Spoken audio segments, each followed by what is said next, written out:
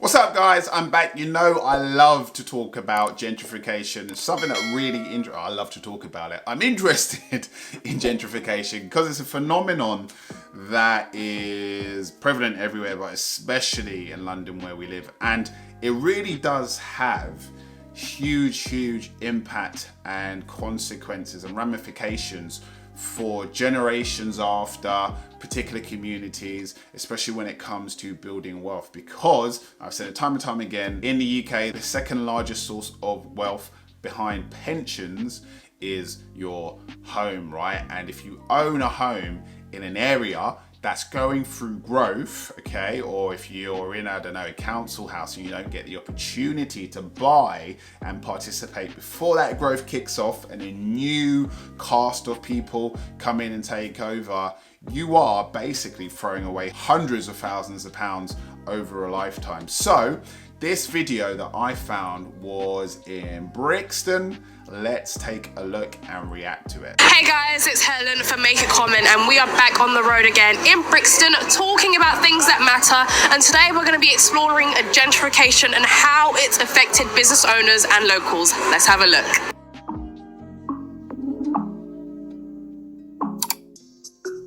So, what is gentrification to you, Ben? It's quite a hard question just to summarise. Obviously, I've got some thoughts on this. The most common way it's happened in London, at least, is an area becomes associated with a certain people and group. It then becomes fashionable as a result of this, and then people come in and kind of put themselves in that place. They've usually got more money. The gentrifiers always got more money, and then you see a kind of process happen where they make their own things, which then don't benefit the population that was there before. I would also say there's so many other layers to this as well, especially in regard to the house price thing. I'd say in Brixton... Yeah, I mean, that's a good summary in layman's terms. Absolutely. You got people who were there before. Usually these areas are pretty undesirable, yeah, at one stage in time. And then all of a sudden, everybody's heads turns and be like, oh, what about Peckham? What about Lewisham? What about Brixton? And that reason actually tends to be, okay, a concerted effort by businesses, developers, local councils as well to say, okay, that area is underpriced, right? It's considered undesirable right now, but if we all come together and develop a regeneration plan for this area, we can make it desirable and up and coming. And that's how it works, right? People make a decision, they mobilize to invest in an area, and it becomes desirable. A lot of people who've moved here, they didn't even know about Brixton. Right. They weren't like, oh God, it's so cool, it's Jamaica, blah, blah. They were just like, oh, the house prices are slightly cheaper than Clapham, Right. so I'm going to go here. Yeah. I think that happens as well. So I think you get those two different things occurring. And I'd also finish it off by saying, like, I'm part of the problem as well. Yeah. I'm a white boy, not from London, and I'm running a reggae record shop in here. So like, I'm sorry, that is mad though. Look, I think, you know, I've over the years, my opinion has changed. I started off by thinking all gentrification is bad. I disagree, right? I think it's bad if the incumbent population community are being driven out. And how do they get driven out? You know, like rising rents, or if they're in council homes, literally they get told to move, elbowed out, right? So in that sense, if you have no chance or no opportunities to participate. So for example, you know, local council / government could say, okay, we're conscious that you've been here for generations, for decades. We can give you certain programs, grants, schemes to afford to buy your house where you live. And, you know, making sure that there's some kind of cap on those prices. People might say right to buy scheme and ones like that, which are good schemes. But even so, yeah, the prices of those houses, even with those discounts applied, are still out of the reach for a lot of the people that have been there for a while, okay? But also there is a responsibility on the people that have been there and the communities that have been there for a while to be more future minded and be like, hey, look, I've seen gentrification happen here. We live in what's deemed an undesirable neighborhood or area right now. We probably should be next or could be next when it comes to regeneration, if not now, 5-10 years. Why don't we buy our house now? Okay, complacency, and I think we need to be honest about that, is a big issue for a lot of these communities who are in these areas as well. I can't disassociate myself from the whole thing, you know? I try and make efforts to not be a dickhead about it, but like, I am here. Sorry, yeah, my original point was, it is crazy. It's like a microcosm of gentrification. White guy comes into a black Caribbean neighborhood, sets up shop, he's not even from London or South East London, and he says, you know what, of all the businesses I can run, I'm going to run a reggae shop. Wild optics. I think with gentrification, because it's that wider, it's a vast majority of people, so it's a wider, I want to say race. Years ago, I would say about 5, maybe 7 years ago, it was not like this. It was just purely, mostly like our people. But now it's because of gentrification. We've got wider variety of, we've got new buildings as well, so which means we've got a lot of more residents. The only thing is, I think, with the new builds and new buildings, there's a little bit more homeless people because obviously they can't afford housing. But in terms of business, it's been great, and Brixton is really, really, really good for that, because we get a lot of tourists, a lot of different cultures asking about our cultures as well, so which is great. And that's fantastic. So this is what I love to see. So I talked about not being complacent, and people, incumbent people, communities who've been there for a while, being more future minded. So this is what being able to participate in gentrification looks like. You've got black, Caribbean, I think, I'm assuming she's Caribbean, people who are already in the community, they own businesses there. So when this wave of middle class people come in and they bring their money, which is a good thing, they bring their money, they bring their wealth, and they're like, okay, we're going to live here, spend here. You're a business there, and you're like, okay, well, bring your money over here, okay? People are, I want to try some of that jerk chicken. I want to try some of that rice and pea. And parsley to garnish. So there we have our brown rice, Jamaican style, with the chicken drumsticks and the peas. Jesus Christ. Oh, you motherfuckers. And you're like, yeah, cool. Like, come try all you want. So these people are being uplifted, caught in the wave of gentrification. Their businesses are thriving, etc., etc. Does this happen a lot? I don't know. But to see this as an example is encouraging. Yeah, so people do spend money, I must say, they do.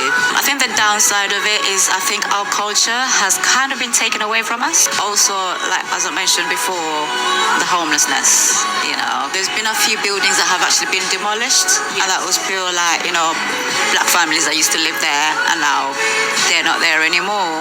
And we see a lot more Caucasian counterparts that live. We're tired of being told to just eat less and move more. Introducing Juniper, the medical way to parts that live in Brixton more. My main thing is us, our culture being taken away from us a little bit, and also the homelessness.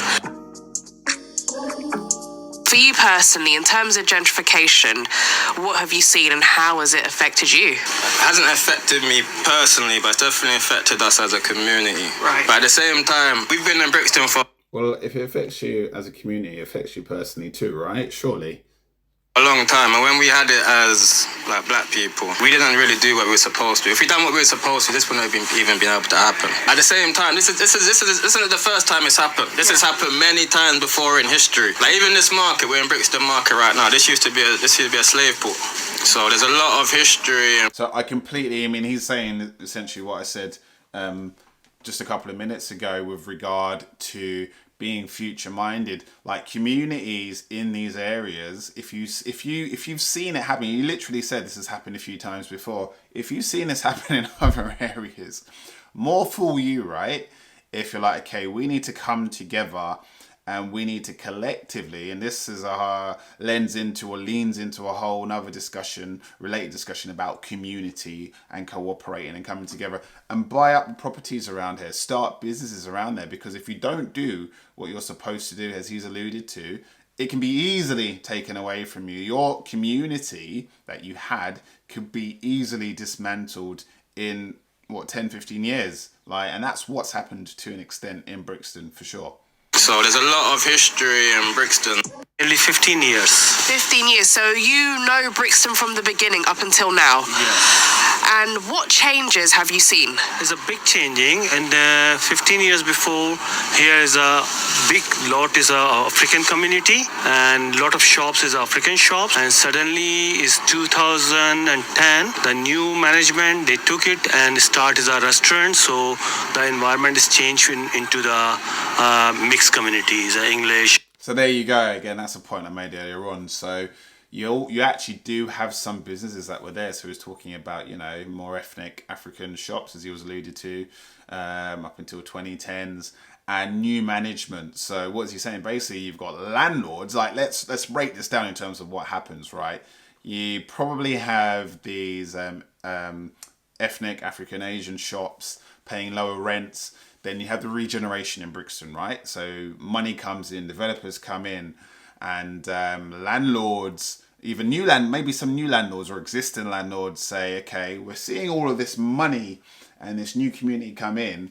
You guys who used to pay low rent in, you might have had a hair shop or an ethnic food shop, I can get double the rent, triple the rent from, I don't know, a coffee shop. Okay, that's run by, you know, middle class newcomers to Brixton who can afford these higher rents, or a restaurant, or this or that. So goodbye, you guys, and we're going to take the higher rents from these guys. And what you see is a whole wave of black businesses, ethnic businesses, Asian businesses just, you know, nudged out of Brixton. And, you know, are these landlords wrong for doing that? No, like, they are business owners after all. Okay, so that's a pattern. And, you know, you've got a guy who actually owns a business in Brixton saying that's what's happened over the last 15 years.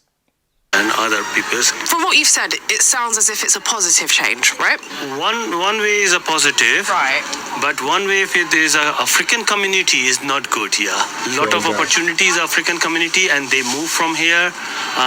Other communities coming, like is a white or Spanish or European community. Yeah. Lot of restaurants. Okay. So they have is a less opportunity for the African. When did you start your business? When did it all begin for you? Can I just say it's actually not my business? Okay. It's a friend's business. Right. She's been here a couple years. I'd say about maybe 3 years.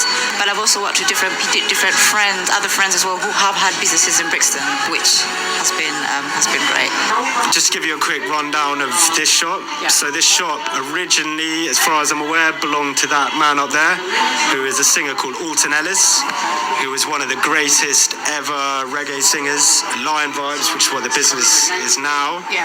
had been going since the 90s. And it started as a stall in Brixton, but then in 2015 it was just an online business. Yeah. I was friends with him, and we opened up this shop, and I helped him start it basically. In terms of the cost of living, has it been very expensive for you from the beginning until now, or are you surviving? No, the very, very expensive.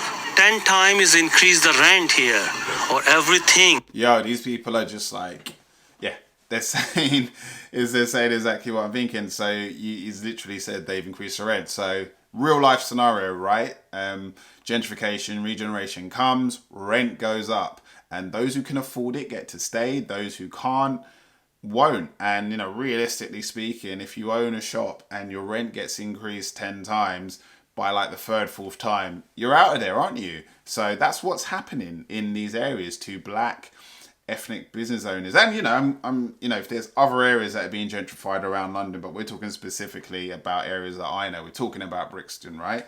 So, you know, these were, you know, from the 60s until basically mid 2000s, early 2000s, black owned businesses all over Brixton. I used to go to Brixton every weekend as a child to do karate.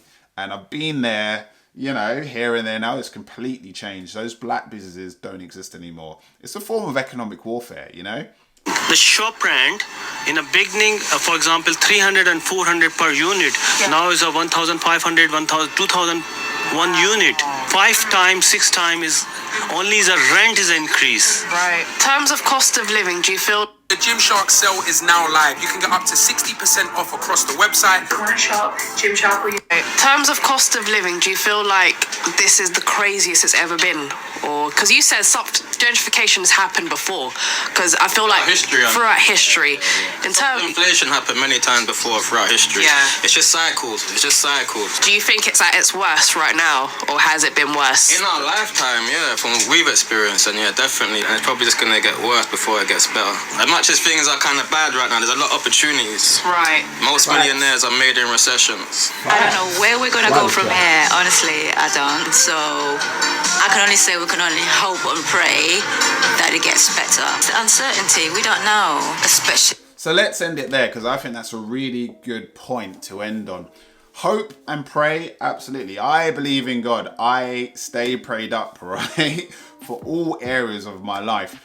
But, you know, faith without action is dead, okay? We can't, as a community, just be hoping and praying that things get better. How other communities tend to get ahead and mobilize and benefit from opportunities during times like this, as this guy said, is to take action. Don't just hope, don't just pray, don't just hope for the best. You have to take action. How can you take action? Well, I don't know, my philosophy, and this isn't for everyone, but there's a reason why I go up north, right? Because I think personally, when it comes to, well, from a personal perspective, I can only speak from my personal situation. London is not affordable for me when it comes to investing in property.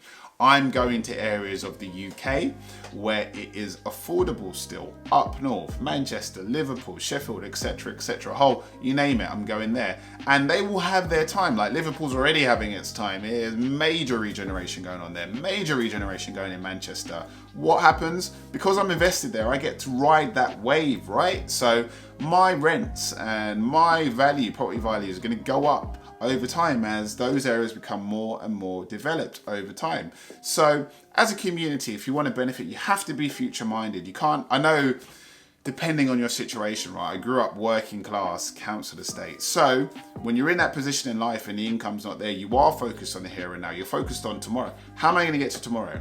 How am I going to pay for the electricity for tomorrow? How are we going to put food on the table? Being through it, guys, okay? So you have that on one hand and you're dealing with that.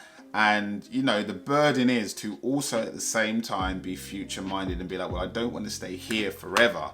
I need to make moves, or the moves that I can do, okay, to set me up in a good position so that my future is better than my present.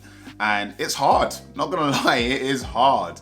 But speaking from someone who's done it, I think that's how you need to think when it comes to, especially this current situation, this current economy, this current government, the current cost of living. It's going to get harder, guys, and we need to be more future minded. So guys, that is my video about gentrification in London, specifically Brixton. I hope you enjoyed it. Let me know what you think in the comments. Let me know what you think of gentrification in general. Do you agree with what I've said, my assessment of this video? Shout out to this video, I'll link them, give them all the credit for the content. Please continue to like, subscribe, share this video with someone who you think might enjoy it. Thank you for your support as always, and I'll see you guys on the next one.